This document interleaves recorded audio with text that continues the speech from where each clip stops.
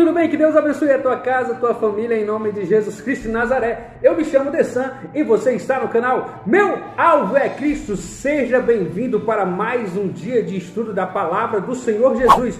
Aqui no canal nós temos vídeo novo todos os dias, de segunda a sábado, a partir das 9 horas da manhã, tá bom? E quinta-feira, quinta, sexta e sábado, a partir das 19 horas, também nós temos estudo da Palavra de Deus, onde nós estaremos estudando os tópicos da lição da Escola Bíblica Dominical. É isso aí, nós estamos estudando aí o primeiro trimestre agora de 2021. O tema da nossa Escola Bíblica é o verdadeiro pentecostalismo, a atualidade da doutrina bíblica sobre a atuação do Espírito Santo. Nós já fizemos a leitura diária, tá bom? Está muito boa. Você que ainda não acompanhou a nossa leitura diária, aqui na descrição está o link da leitura de todos os dias até hoje, tá bom? Hoje é quinta-feira e nós estaremos estudando os tópicos da nossa lição, que é a lição de número 8, comprometidos com a palavra de Deus. Comprometidos com a palavra de Deus. E o nosso texto áureo ele é baseado no livro de Lucas, capítulo de número 11, versículo de número 28, que diz assim: bem-aventurado os que ouvem a palavra de Deus e aguardam. E o nosso texto áureo, né, é esse, Lucas 11, 28. A nossa verdade prática, a verdade prática fala o seguinte: a autoridade divina da Bíblia deriva da sua origem em Deus. E isso por si só encerra a suprema autoridade das Escrituras como plena e total garantia da infalibilidade. A palavra de Deus, ela é infalível. Nós já aprendemos na nossa leitura diária que a palavra de Deus, ela é a nossa bússola moral, ela quem nos orienta, ela quem nos capacita, ela quem nos dá condição de crescer e conquistar os nossos passos, o nosso objetivo. A palavra de Deus, ela tem resposta para tudo que nós precisamos. Nós já estudamos e já falamos sobre isso. Então vamos que vamos. Eu quero agradecer você que já é inscrito no canal. Não se esqueça de deixar o seu joinha. Você que ainda não é inscrito, dá uma pausa no vídeo, se inscreve rapidinho, deixa o seu gostei, tá bom? E vamos compartilhar. Hoje nós vamos aprender coisas extraordinárias da parte de Deus. E por que que nós, quanto pentecostais, nós valorizamos tanto esse livro sagrado? Nós já falamos sobre isso. Esse livro sagrado, ele expressa a vontade de Deus para as nossas vidas. Vamos estudar o tópico de número 1, porque esse livro ele é tão valioso para nossas vidas, tá bom? E aí eu quero falar para você o que está escrito em 2 Timóteo, 2 Timóteo, capítulo de número 13, versículo de número 16, que toda palavra ela é inspirada por Deus. Essa Bíblia aqui, ela é inspirada por Deus. Mas eu estudando para falar com você, eu fui e a tradução, ela é traduzida do grego, no grego, essa palavra que diz: toda palavra é inspirada por Deus. No grego seria mais ou menos assim. Eu quero pedir para você perdão pela pronúncia, mas seria passa grafé tel pneutos. Passa grafé tel pneutos. Toda palavra é inspirada por Deus, certo? Tel pneutos, do grego, se nós formos traduzir original, quer dizer soprada. Na nossa tradução, nós costumamos traduzir dizendo toda palavra é inspirada por Deus. E a gente pensa em inspiração, e eu até falei nos nossos vídeos, né, que a nossa Bíblia ela é composta por 66 livros, sendo que 39 desses livros são do Antigo Testamento e 27 do Novo Testamento. Esses livros, a gente diz que ela foi inspirada por Deus. E algumas pessoas, e a gente até acreditava nisso, quando a gente falava, tipo assim, a pessoa era simplesmente sentava e pelo Espírito Santo escrevia. Não era apenas isso. Do grego, quando eu estava estudando para falar com vocês agora sobre o estudo desse tópico, eu fiquei fascinado, porque a palavra grego significa pneutos, quer dizer soprada. A Bíblia, como nós conhecemos, ela não foi escrita por emoção, ela não foi escrita por sentimento humano, não, ela foi soprada, ou seja, ela foi ditada. Ela foi ditada. Vamos lá, o apóstolo Paulo sentou e falou: rapaz, eu vou escrever uma carta aos romanos. Eu vou escrever uma carta aos romanos, onde diz que a salvação é pela fé, pelo ouvir a palavra de Deus. E aí, quando ele senta para escrever essa carta, o Espírito Santo de Deus vem e começa a ditar no ouvido de Paulo, e Paulo começa a escrever a carta aos romanos, Paulo começa a escrever a carta aos coríntios. Lucas, quando senta, rapaz, eu vou falar sobre Cristo. Eu vou escrever o livro de Atos dos Apóstolos, vou falar sobre Cristo. Quando Lucas senta para começar a escrever, o Espírito Santo vem e começa a ditar. Olha só essa tradução do grego. Toda palavra é soprada por Deus. Foi ditada. Olha que coisa maravilhosa. Olha que coisa extraordinária. A palavra de Deus. Eu achei essa fantástica. A partir de hoje, quando eu estiver ministrando, eu vou falar isso. Toda palavra ela é inspirada por Deus, não só inspirada, ela foi ditada, ela foi soprada. No grego, traduzindo do grego para cá, é passagrafer. Toda grafé, caligrafia, escrita, toda escrita foi soprada, telpineutos, soprada por Deus. Que coisa maravilhosa! Que coisa incrível, né? Isso, eu tô feliz. Você tá vendo aí, eu tô muito feliz. E eu tenho certeza que você não sabia. Eu não sabia. Tem muita gente que sabia, os estudiosos da Bíblia com certeza sabiam. Eu aprendi essa palavra no grego hoje que eu aprendi, tá bom? Que a gente traduz inspirada, mas na verdade a tradução do grego é soprada. Aí eu vou falar, foi ditada por Deus. Que coisa maravilhosa! É por isso que a palavra de Deus é ela quem nos orienta, quem nos capacita e que nos leva a lugares mais altos. Agora nós vamos aprender porque essa palavra é tão importante para o movimento pentecostal, para o culto pentecostal, para a liturgia pentecostal. Vamos lá? Vamos então partir para o nosso estudo do tópico de número 1, da lição de número 8. Eu já falei, a lição de número 8 é comprometidos com a palavra de Deus. Nosso texto áureo está em Lucas, capítulo 11, versículo 28. Bem-aventurados os que ouvem a palavra de Deus e as guardam. A verdade prática é a autoridade divina da Bíblia deriva da sua origem em Deus, e isso por si só encerra a suprema autoridade das Escrituras como plena, total e garantia de infalibilidade. Nós já fizemos as leituras diárias, hoje quinta-feira, tá bom? Já tem aí, os vídeos já estão aí no canal, tá bom? De segunda, terça, quarta e de hoje quinta-feira. Você que ainda não assistiu os outros vídeos, quiser assistir, na descrição desse vídeo tá o link dos outros vídeos que nós lançamos, tá bom? Leitura bíblica em classe está em 2 Timóteo, capítulo de número 2, versículo de número 14 ao versículo de número 19, que diz assim: traze estas coisas à memória, ordenando-lhes diante do Senhor que não tenha contendas de palavras que para nada aproveitam e são para a perversão dos ouvintes. Procura apresentar-te a Deus, aprovado, como obreiro que não tem de que se envergonhar, que maneja bem a palavra da verdade, mas evita os falatórios profanos, porque produzirão maior impiedade.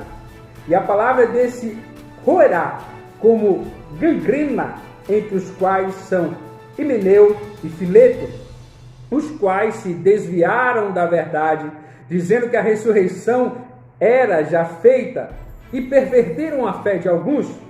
Todavia, o fundamento de Deus fica firme, tendo este selo: o Senhor conhece os que são seus, e qualquer que profere o nome de Cristo aparta-se da iniquidade. Essa foi a leitura de 2 Timóteo, capítulo de número 2, versículo de número 14 ao versículo de número 19. E também a leitura bíblica em classe, na carta de Pedro, livro de Pedro, capítulo de número 1, versículo de número 20 e 21, diz assim: sabendo primeiramente isto, que nenhuma profecia da Escritura é de particular interpretação.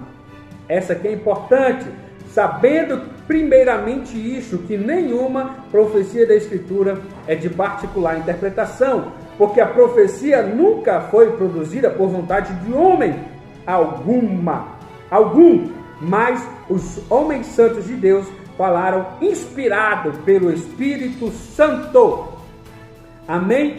Então, conforme a nossa leitura bíblica, nós podemos observar que o apóstolo Paulo já se preocupava com isso naquela época. Pessoas que utilizavam a palavra de Deus ao seu bel prazer. Podemos observar com a leitura bíblica em classe que muitas das vezes tem pessoas que utilizam a Bíblia e interpretam ao seu bel prazer. Paulo, quando ele escreve a Timóteo, ele até dá o nome do cidadão, né? Himeneu e Fileto. E isso acontece também nos dias de hoje. É por isso que nós devemos sempre buscar orientação. Sempre que nós tivermos dúvida, nós devemos buscar orientação na palavra de Deus. Vamos partir para a nossa introdução, para que nós possamos continuar o nosso estudo da palavra de Deus nesse dia maravilhoso. A nossa introdução diz o seguinte: nós somos apegados à palavra e buscamos a orientação do Espírito Santo para nos ajudar na interpretação das Escrituras. Vamos estudar a relação dos pentecostais clássicos e a leitura da Bíblia, a maneira como nós observamos as regras gramaticais e contexto histórico e literário para compreender melhor o contexto sagrado. Bom, algumas observações você já deve saber.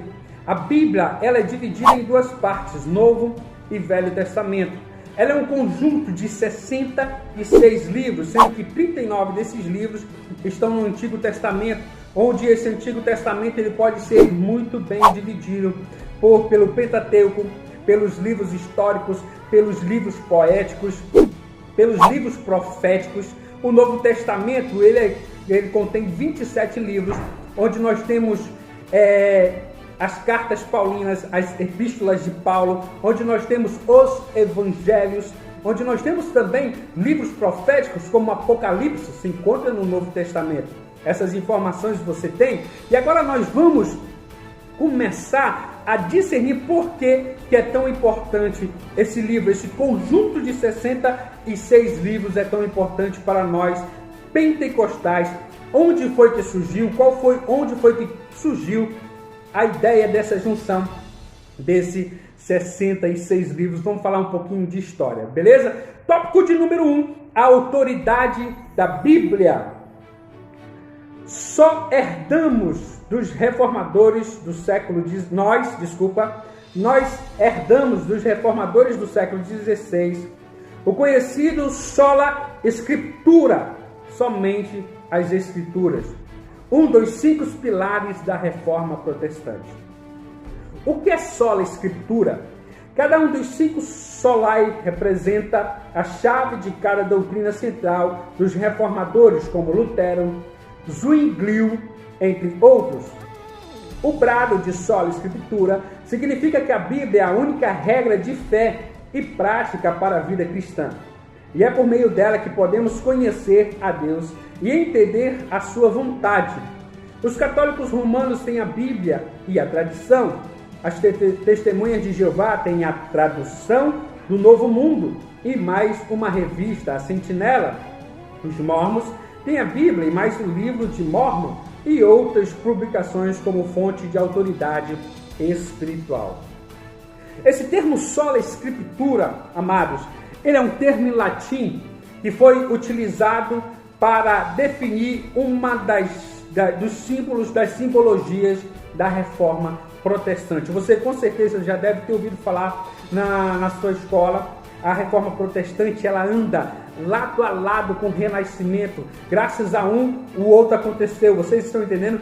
Graças à Reforma Protestante, o Renascimento ganhou força. Graças ao Renascimento, a Reforma Protestante pôde acontecer. Um deu apoio com o outro. E um dos principais nomes da Reforma Protestante foi Martinho Lutero. Martinho Lutero, ele que era membro da Igreja Católica Romana lá da Alemanha, certo? Ele foi um dos iniciadores, um dos protagonistas da Reforma Protestante. E o que é legal dessa reforma protestante é o seguinte: o que aconteceu? Martinho Lutero, ele fazendo parte do clero da Igreja Católica, ele observou algumas atrocidades que estavam acontecendo. A venda de indulgências, o pagamento para o perdão estava acontecendo. Coisas que não eram biblicamente corretas, certo? Os padres daquela época, eles pegavam lascas de madeiras e vendiam como se fosse pedaço da cruz para as pessoas. Os padres daquela época, quando a pessoa estava doente, a ponto de morrer, e queria receber perdão, eles chegavam lá e cobravam aquelas pessoas para que elas alcançassem o perdão de Deus. Elas acabariam tendo que pagar quantias altíssimas para a Igreja Católica, para os líderes, não para a Igreja Católica, não, para os líderes daquela época. Porque o que acontecia, o que acontece ainda hoje, tem muita gente aí que fala, religião tal, religião B, igreja tal, igreja B, mas muitas das vezes o problema não é religião, o problema não é Cristo, nunca foi. Tem um cara até que tem uma frase que diz, as pessoas, na verdade, elas não têm raiva de Cristo, elas têm raiva daqueles que se dizem representantes, porque esses representantes se aproveitam, certo? Se aproveitam da sua posição, se aproveitam do seu carisma para enganar os outros. E aí Martinho Lutero, um dia preparando uma mensagem baseada na carta de Paulo aos Romanos, onde diz que o justo viverá pela fé, foi o estopim. É claro que eu estou resumindo o máximo possível a história, mas foi o estopim de Martinho Lutero, onde ele escreveu as suas teses e começou o trabalho da reforma protestante, e foi daí que se iniciou a religião luterana, onde ele dizia, onde se criou esse termo, só a Escritura, onde nós devemos basear nossa fé, o que está escrito na palavra de Deus. Não basear nossa fé no que homens dizem, no que pessoas dizem, e nem basear nossa fé hoje em livros e livros e livros, em pessoas aí que dizem ser teólogos, doutores, fazem livros. Tem gente que lê livro, mas não lê a Bíblia. Tem gente que quer discutir Deus através de uma ideologia de alguém que ouviu, de alguém que leu, mas não para ler a Bíblia. Eu tenho uma curiosidade para falar para você. Uma das coisas que proporcionou essa reforma protestante foi a criação da... Cadê, rapaz? Eu tinha escrito aqui. Prensa de Gutenberg. A Bíblia foi o primeiro livro escrito em larga escala. O primeiro livro escrito em larga escala foi a palavra de Deus. Foi a Bíblia Sagrada. E ela é, desde aquela época até hoje, o livro mais lido do mundo. O primeiro livro escrito, impresso, foi a Bíblia Sagrada. E isso ajudou a reforma. Porque o que acontecia? As pessoas iam para as igrejas e ouviam os padres falarem em latim, muitas das vezes não entendiam o que estava acontecendo e aceitavam tudo que era jogado para eles. Com a reforma protestante, com a possibilidade das pessoas poderem ler a Bíblia, com a revolução que estava acontecendo do Renascimento, onde o povo estava decidindo sair do período de escuridão, buscando conhecimento, as pessoas deixaram de ouvir qualquer tipo de ensinamento e passaram a estudar. Foi isso que levou o crescimento da reforma protestante. Então é o seguinte, esse termo sola escritura devemos seguir até hoje. Nós devemos basear a nossa fé na palavra de Deus, nas escrituras sagradas.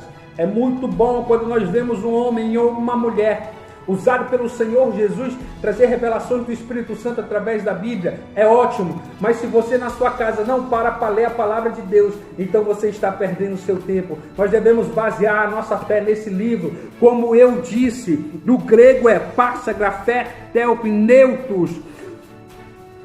Toda palavra, ela é inspirada por Deus, mas do grego é soprada, pneutos, ela é soprada por Deus.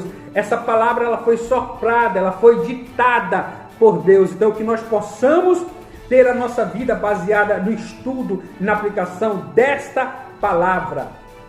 E aí agora nós vamos passar para o subtópico de número 2, né? Os nossos fundamentos. Nós estamos estudando o tópico de número 1 da lição de número 8, comprometidos com a palavra de Deus. O tópico de número 1 é a autoridade da Bíblia. Nós já aprendemos o termo sola escritura. E agora nós vamos para os nossos fundamentos. Os pentecostais ainda são vistos por alguns não pentecostais e sensacionistas como um movimento que baseia sua crença e prática nas emoções e ensina a crença do cânon aberto. São interpretações equivocadas a nosso respeito. Nós cremos que a revelação canônica se encerrou com os apóstolos do Novo Testamento.